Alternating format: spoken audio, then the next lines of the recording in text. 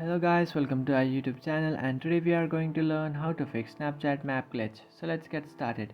So if you want to fix that, what you can do is just open up your Snapchat and then tap on the location icon, which is on the bottom right corner of your screen.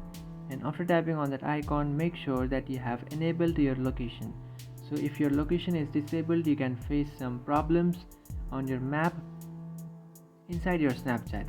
So make sure that you have enabled your location, and after doing that you might fix your problem. But if this doesn't fix your problem, what you can do is come back to your home screen and just open your Play Store. After opening your Play Store, in search bar you can search for Snapchat, and after searching for Snapchat you have to check if you have a update on your Snapchat. So you might face some problems if you have an outdated version of Snapchat. So just update your Snapchat, and after updating your Snapchat you might fix the problem.